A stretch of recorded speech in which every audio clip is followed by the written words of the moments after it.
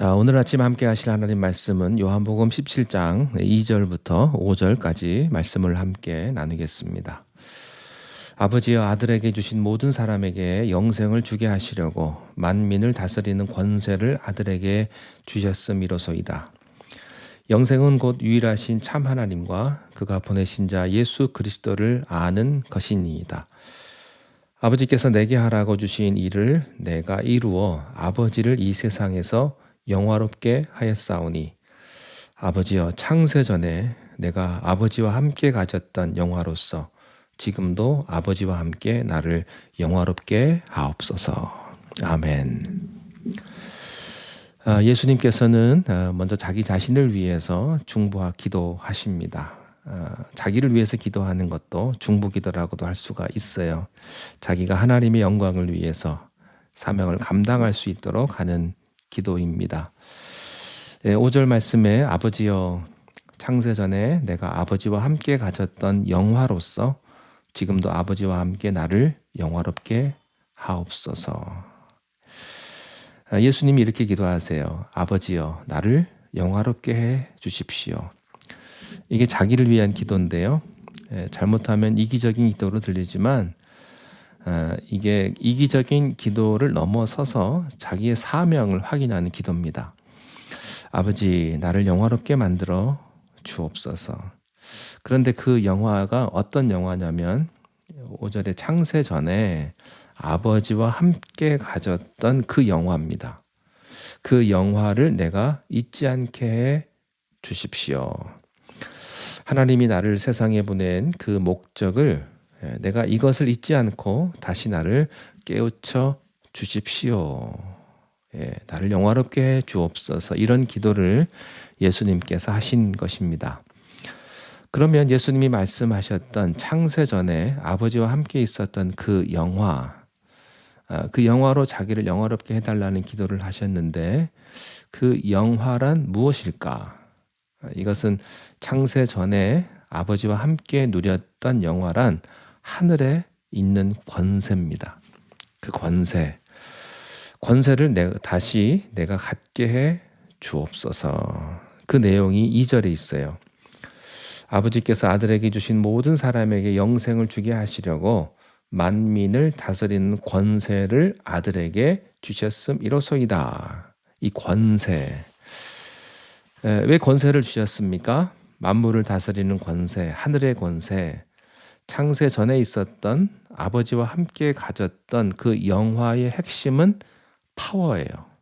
권세.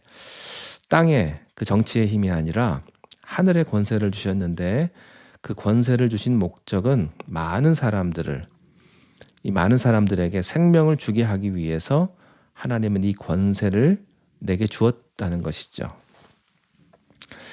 2절은 두 단어 요약이 됩니다. 하나는 구원이고 또 하나는 권세입니다. 하나님은 온 인류 모든 사람들을 구원하기 위해서 예수님을 세상에 보내어 하늘의 권세를 주어서 그 권세를 가지고 수많은 죽어가는 영혼들을 구원할 수 있도록 하셨다는 것이죠. 이 권세는 하늘과 땅의 권세요. 음부의 권세가 이기지 못하는 권세요. 천지 만물을 다스리는 그런 영적 권세를 주셨습니다. 하나님은 여러분들에게도 권세를 주셨습니다. 하나님은 저에게 이 말씀을 전하는, 증거하는, 설교하는 권세를 주셨어요. 그래서 제가 여러분들에게 이렇게 말씀을 전하는 겁니다. 여러분, 제가 하나님으로부터 이 권세를 받지 않았다면 누가 제 말을 듣겠습니까? 세상에 훌륭한 강의나 설교가 얼마나 많습니까?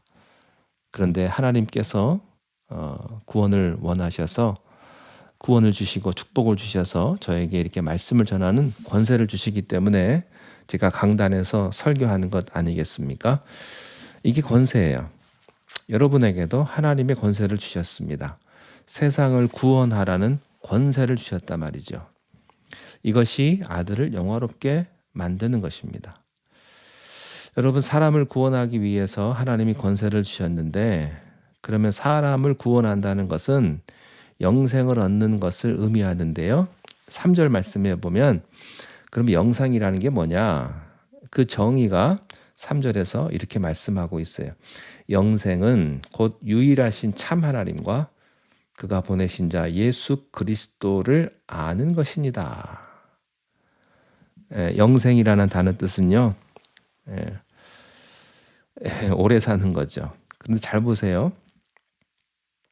여기서는 단순히 오래 산다든지 영원히 멸망하지 않는다는 그런 뜻이 아니라 영생, 참된 영생은 오래 산다는 뜻보다는 유일하신 하나님을 아는 것이 영생이라고 그랬습니다. 또 그분의 보내신 자 예수 그리스도를 아는 것이 영생이지 오래 사는 게 영생이라는 개념이 아니라는 거예요. 죽지 않고 영원히 사는 거. 여러분 거기에는 이기적인 요소가 또 있어요. 오래 살자 이거예요. 죽지 않고 영원히 벌받지 않고 오래 살자라는 게 영생이 아니고 하나님을 아는 것이 영생이고 예수 그리스도를 아는 것이 영생이다.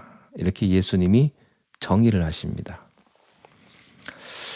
4절에 아버지께서 내게 하라고 주신 일을 내가 이루어 아버지를 이 세상에서 영화롭게 하였사오니 5절에 아버지와 창세 전에 내가 아버지와 함께 가졌던 영화로서 지금도 아버지와 함께 나를 영화롭게 하옵소서. 예수님의 기도입니다. 아버지와 나를 영화롭게 하옵소서. 나를 영화롭게 하셔서 하나님의 길을 걸어가게 하시고 어떤 유혹도 이겨내게 하시고 어떤 시험도 이겨내게 하시고 내가 흔들리지 않게 해주시고 좁은 길, 고독한 길, 외로운 길, 힘든 길이지만 이 길을 계속 감으로 아버지를 영화롭게 하게 해 주십시오. 이것이 예수님의 십자가 앞에서의 기도였다고 하는 겁니다. 이 기도를 보면요. 사도 바울이 에베소서 6장 19절에서 20절에 하셨던 기도가 생각이 납니다. 또 나를 위하여 구할 것은 내게 말씀을 주사 나로 입을 벌려 복음의 비밀을 담대히 알리게 하옵소서 할 것이니 이를 위하여 내가 쇠사슬 사신이 되는 것은 나로 이 일에 당연히 할 말을 담대히 하게 하려 하심이라. 바울은요, 그가 몸에 가시가 있고 또 육체 질병이 있고 지방간도 없고 감옥에서 살았고 또 결혼도 하지 않았죠. 그의 그 학문을 다 포기하고 그 일생, 그 인생 전체를 투자해서 살았던 게 뭐예요? 그 조국도 아니었고요, 민족도 아니었습니다. 하나님의 나라였습니다. 그가 이렇게 말합니다. 나를 위해 구할 것은 내 건강을 위해서 기도해 달라는 것도 아니고 내 자식을 위해서 기도해 달라는 것도 아니고 내가 감옥에서 나가기 위해서 기도해 달라고 하는 그런 기도 부탁을 하지 않았어요. 바울은 그런 기도 부탁한 적이 없습니다. 그가 기도 부탁한 것은 딱 하나예요. 내가 너희를 위하여 나를 위하여 너희들이 기도할 것은 내게 말씀을 주사 나로 입을 벌려 복음의 비밀을 담대히 말하게 해달라는 것입니다. 베스토 총독 앞에서 로마의 그 무서운 권력 앞에서 목을 걸고 예수 그리스도의 복음을 담대히 전할 수 있도록 돌에 맞고 성 밖으로 내쳐지는 한이 있어도 바울이 원했던 것은요, 복음을 분명하게 전할 수 있는 용기를 갖도록 기도해달라고 부탁을 한 거죠. 참 바울은 예수님과 비슷한 기도를 했어요. 내가 어떤 상황에 있어도 복음을 부인하지 않고 예수님 똑바로 전할 수 있도록 나를 그렇게 기도해달라는 겁니다. 예수님의 기도는 아버지와 아들을 영화롭게 해주셔서 십자가를 피하지 않고 내가 이 땅에 온 목적과 사명을 완수하게 해 주옵소서. 사랑하는 성도 여러분, 우리가 성공하고 높은 자리에 올라가고 돈 많이 버는 게 우리 인생의 목적이 아니라 이 세상에 온 사명, 목적을 흔들림 없이 쉬지 않고 끝까지 계속가는 게 가장 중요합니다. 여러분의 삶이 흔들리지 않기를 바랍니다. 유혹받지 않기를 바랍니다. 하나님이 주신 사명, 그 복음의 부르심을 입은 그대로 복음 전도자의 길을 계속 가시고 타협하지 마시고 생명을 다해서 이 믿음의 길을 가게 되기를 바랍니다. 그런 축복이 여러분의 기도 속에 나타나기를 간절히 축원합니다. 기도하겠습니다. 하나님 아버지, 우리 예수님은 아들을 영원롭게 해달라고 하는 그런 중보기도를 하나님 앞에 드렸습니다. 주님, 우리도 이 세상에 온 목적을 잊지 않게 해주시고 내가 해야 될 그 사명을 잊지 말게 해주십시고 하나님의 종이 되어서 하나님의 일을 하게 해주옵소서.